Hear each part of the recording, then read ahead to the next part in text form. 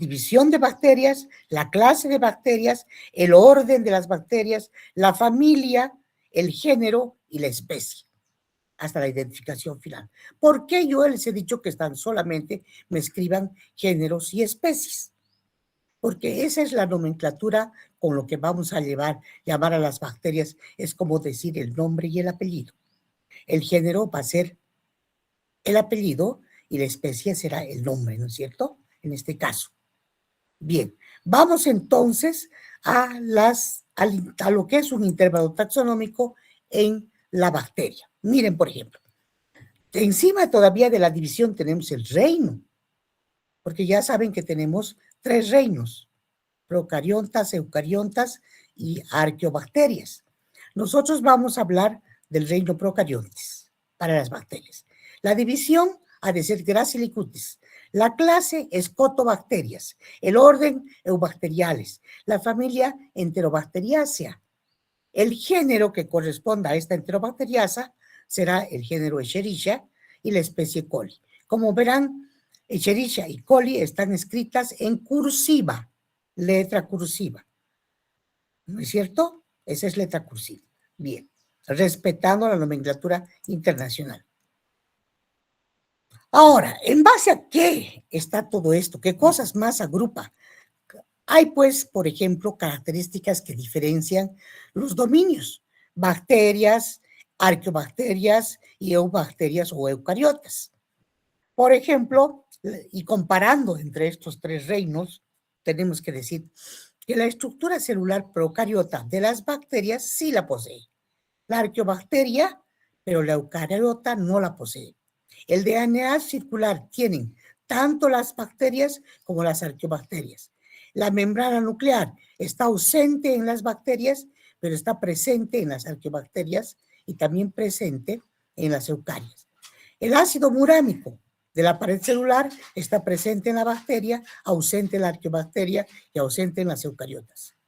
Los lípidos de membrana, uniones éster, uniones éter, tiene la arqueobacteria, y también la eucariota tiene uniones éter. Los ribosomas, la bacteria tiene 70 unidades Svedberg, las arqueobacterias 70 y las eucariotas 80 unidades Svedberg.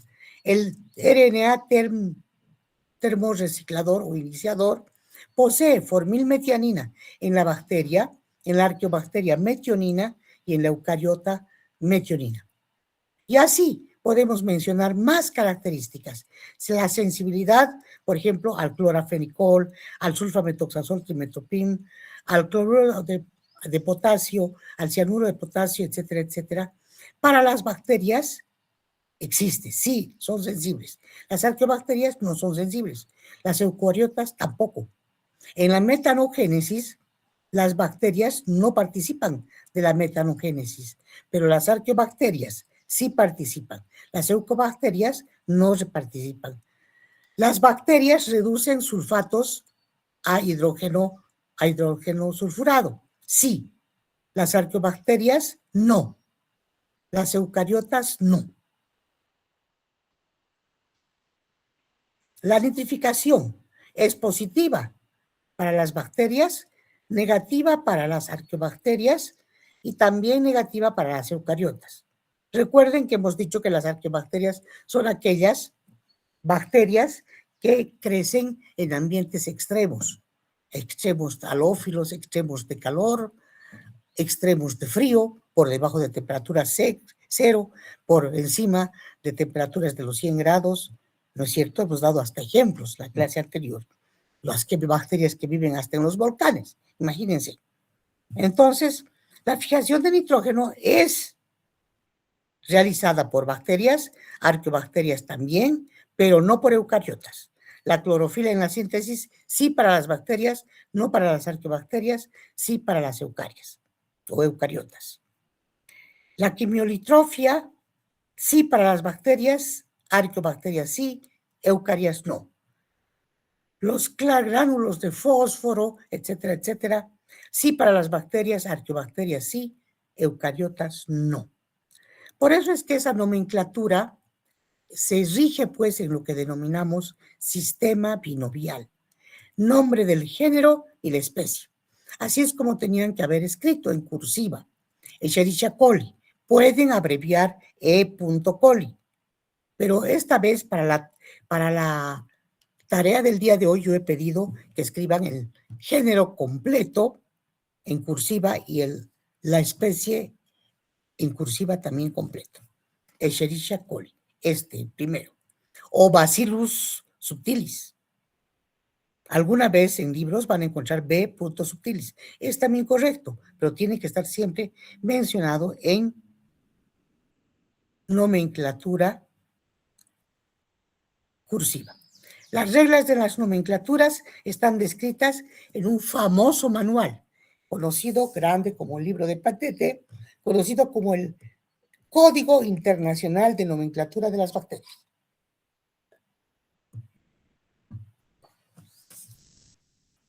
Bien. ¿Qué más tenemos para decir? Entonces, si ya hemos explicado cuáles son las características fenotípicas que tienen valor taxonómico, diremos que para saber cómo es una bacteria o ver su morfología, necesitamos el microscopio. Una vez que encontramos la bacteria, si es coco, si es bacilo, si es espirilo, etcétera, etcétera, tenemos que realizarle una tinción. Una de las tinciones más conocidas es la tinción de Gram, que fue descubierta por Christian Gram en el año 1883. Un gran microbiólogo alemán que pudo aislar mediante esta tinción o separar a las bacterias en gram positivas y gram negativas. También interesará ver el tipo de nutrición, fototrofia, quimiotrofia, e interesará ver la estructura química de la pared celular y nos interesará saber la presencia de sus inclusiones celulares, qué cosas tiene adentro, qué acumulación de productos de reserva, qué estructura química posee su cápsula.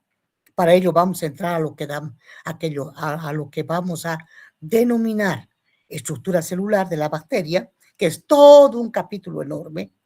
Vamos a ver también la capacidad que tienen las bacterias para utilizar fuentes de carbono, de nitrógeno, de azufre, como nosotros los seres humanos. Productos de fermentación, para ver qué requieren, cómo toleran a los gases, la temperatura, el pH. Vamos a ver cómo son de sensibles a los antibióticos, cuál es su patogenicidad, qué causan las infecciones, en qué base, las relaciones simbióticas que poseen unas especies y otras, las características inmunológicas y el hábitat donde vive cada una de ellas. Y para ello, los científicos, cuando hacen las tesis y descubren nuevos aislamientos, miran pues la taxonomía numérica y el agrupamiento jerárquico, que se refiere a establecer coeficientes de similitud, como S, que significa coeficiente de similitud, y que es igual a una característica A sobre una característica A más otra B más otra C. Se comparan muchas características entre dos microorganismos, la 1 y la 2, con igual peso cada una. Por eso es que aquí decimos que A es el número de características positivas en los dos microorganismos. El B es el número de características positivas en uno y negativas en dos. Y el C es el número de características que están positivas en dos y negativas en uno. Entonces, a eso llamamos taxonomía y agrupación y construcción de coeficientes y matrices de similitud. ¿Cómo se construye una matriz de similitud? Hay que hacer una gráfica, ¿no es cierto?, agrupando de acuerdo al porcentaje de similitud entre varias. Hay que establecer una matriz de similitud.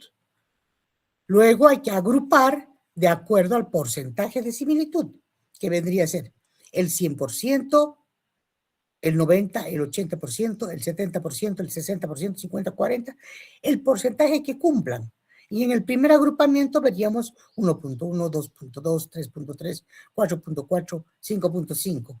¿Por qué? Porque el número de grupos, en este caso, serían 5 grupos. Y hay que ver de entre todos estos, ¿quiénes cumplen con el 1.3, que está establecido para porcentaje de similitud? Nada más que 5 grupos, o un grupo, perdón. Con el 1.3 y el 2.5, 2 grupos y así sucesivamente. Esto se hace cuando alguien identifica una bacteria nueva. Y esto va a originar a algo que se llama dendrograma. ¿Qué es un dendrograma? Es el producto de un análisis del agrupamiento que se va a expresar. Entonces, el dendrograma se basa en los coeficientes de similitud al 100%, apenas 2 colonias cumplen, la 1 y la 3, con el 100%. Con la característica 3 y 2 cumplen el 8, el 90%, el 80%, el 70% y el 60% hasta el 50%. Y con la característica, con todas las características, ¿quiénes van a cumplir? Apenas el 2 y el 5. Entonces, a esto se llama la construcción de dendrogramas. Las bacterias que se parecen se agrupan, las que no se parecen se descartan, ¿no es cierto? Bien. Ahora, en esta metodología utilizada para identificar una nueva bacteria, por ejemplo, si encuentro yo una bacteria nueva que nunca ha sido clasificada en el estómago de una persona, por eso dice bacteria entérica o enterobacteria. Esta bacteria tengo que fijarme que está aislada de una bacteria del intestino, de un animal como es el ser humano, de sangre caliente. La obtención de un cultivo puro, la reacción de la tinción de Gram, la voy a clasificar o como Gram negativa o como Gram positivo. Si es enterobacteria, la clasificaré como Gram negativa. Voy a fijarme qué forma tiene, si tiene la forma de bastón, si es enterobacteria. Voy a ver si es aerobia, si vive en presencia de oxígeno, si es aerobia facultativa porque puede vivir con oxígeno y sin oxígeno, o si es aerobia estricta. Voy a saber si fermenta la lactosa con producción de ácido y gas o no fermenta la lactosa. Y luego, encima de todo esto, voy a realizarle pruebas bioquímicas típicas para el género Escherichia coli. ¿Por qué? Porque me está dando que la bacteria va a ser una Escherichia coli. Entonces, no es ninguna nueva, ya está clasificada, ya existe, ¿no es cierto? Pero me coincide con todas estas cosas. A esto se llama método de identificación bacteriana. Y van a aprender a realizar todo esto en la práctica. Con la doctora Paola, en caso de mis grupos. Y con las otras doctoras, la doctora Adriana Santa Cruz, con el doctor Sandro y con la doctora Magali Espinosa, también en los otros grupos que son también excelentes microbiólogos. Bien. Luego tenemos que la taxonomía molecular, que ahora se echa mano y que es nuestro último recurso desde el advenimiento de lo que es la biología molecular, nos hace referencia a los organismos con fenotipos muy semejantes, que tienen, por ejemplo, pares de bases del ácido nucleico, guanina más citosina, por ejemplo. Entonces, si dos organismos que se creían cercanamente relacionados por sus propiedades tienen un porcentaje de pares de bases, guanina, citosina, muy diferentes, seguramente habrá que hacer otros métodos más cuidadosos de análisis biomolecular que no son tan cercanos como se creía. Sin embargo, dos organismos con idéntico porcentaje de pares de base de guanina citosina no necesariamente son relacionados o están relacionados, pueden ser taxonómica y filogenéticamente no relacionados porque sus secuencias pueden ser diferentes. Si yo trabajara con biología molecular, que no es mi materia, pero ustedes van a llevar biología molecular, creo que llevan en quinto o en cuarto, no en quinto, donde van a aprender a extraer y purificar el DNA de una bacteria. Primero tendrán que hacer una suspensión celular, luego de la bacteria, luego lisar las células con lisosima o detergente, y obviamente estas células que han sido destruidas o lisadas son extraídas con DNA en solución, se añade alcohol y luego se van a formar una capa de alcohol, el DNA va a precipitar en la interfase y se va a insertar una barrita de vidrio y va a darse vueltas, vueltas, vueltas para sacar o extraer el DNA enrollado en la barra del vidrio. Y luego será transferido a otro tubo donde vamos a colocar una solución acuosa de DNA. El DNA, cuando esté libre de otros compuestos celulares, van a eliminarse con fenol y luego se deberán tratar con RNasa para eliminar el RNA. Si la solución final del DNA se ha manipulado con cuidado, la longitud de los fragmentos será de 1/100ª de la longitud del cromosoma. Y finalmente tenemos la desnaturalización de los ácidos nucleicos, que se pueden desnaturalizar observando sus absorbancias a 260 nanómetros. A medida que se calienta el DNA bicatenario, se obtiene el TM, que está en función del contenido de pares de base guanina-citosina. Y así sucesivamente tenemos que se pueden hibridizar ácidos nucleicos, etcétera, etcétera, etcétera. Esto ya es el fin de otra materia que se llama biología molecular. Simplemente les estoy mostrando para ver cómo se han llegado a las clasificaciones e identificaciones de las bacterias hasta el final, viendo principalmente la construcción del árbol filogenético universal que clasifica en 3 reinos: bacterias, arqueobacterias, las que viven a temperaturas superiores a los 100 grados o inferiores a los 0 grados, los eucariotas, ¿no es cierto?, que son cosas diferentes. Estas no son bacterias, estas son bacterias y estas son arqueobacterias, las otras son las eucarias. Y esto fue obtenido a partir de la secuenciación del RNA ribosómico. Dos de los cuales, lo que son bacterias y arqueobacterias, solo contienen representantes procarióticos, porque las eucarias ya son mucho más completos, ¿no es cierto? Bien, entonces el rojo es la raíz del árbol, todo es esto, este rojo, la raíz del árbol, y representa la posición del ancestro universal de todas las células. Todas derivan de esto. Acá tenemos la elección del mejor cronómetro evolutivo, que debe estar universalmente distribuida en el grupo elegido para el estudio.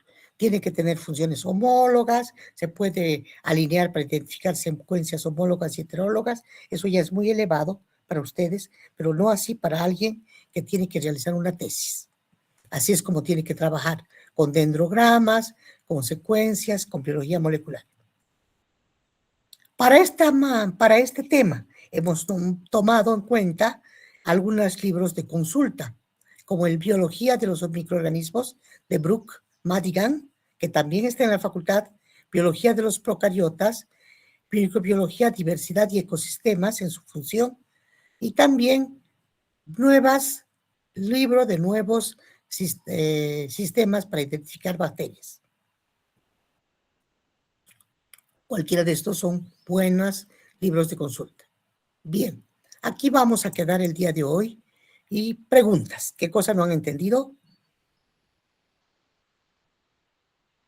La siguiente clase entramos de lleno a la estructura celular. Ya tenemos 3 capítulos avanzados. Claudia Cecilia, dígame, habilite su micrófono. Doctorita, buen día, ¿cómo está? Una consultita. ¿Será que esta semana ya empezamos las clases prácticas? Y sí, esta semana ya van a arrancar con las clases prácticas en los grupos. Espero que hasta ya el domingo se hayan terminado de inscribir todos, porque ya también tenían que pasarse ya las notas de las segundas mesas, y con ello ya vamos a tener las nóminas completas para los grupos prácticos. En ese entendido ya van a recibir ustedes sus códigos de parte de la doctora que va a ser mi suplente en la práctica, la doctora Paola Villarruel, que es microbióloga también.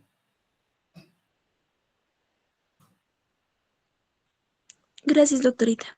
Muy bien. ¿Alguna otra pregunta, alguna duda? Por favor, les ruego que vayan estudiando. El examen del primer parcial se llevará a cabo en el mes de abril y son muchos los temas que ingresan. Son 7 temas los que van a ingresar, correspondientes a la primera unidad, imagínense. Ya estamos por ingresar al 4º tema, estructura celular, perdón. Bien.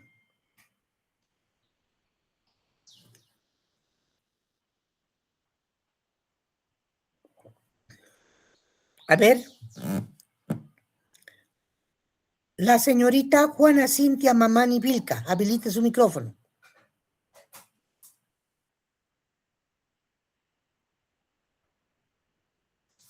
Juana Cintia. Está presente, pero no responde. A ver, Melanie Soledad Iriarte. No, buenos días, doctorita, estoy presente, perdón, no he activado. Dígame. Señorita Juana Cintia, ¿cómo se clasifican las bacterias? De manera taxonómica Sí. y ¿Cómo ha hecho usted su tarea el día de hoy? ¿Cómo la va a nombrar? por género, especie. Género y especie. Muy bien. La señorita Melanie Soledad Iriarte Visorio. Buenos días, doctora. Buenos días. Esa tarea que ha realizado para el día de hoy, ¿cómo la va a escribir?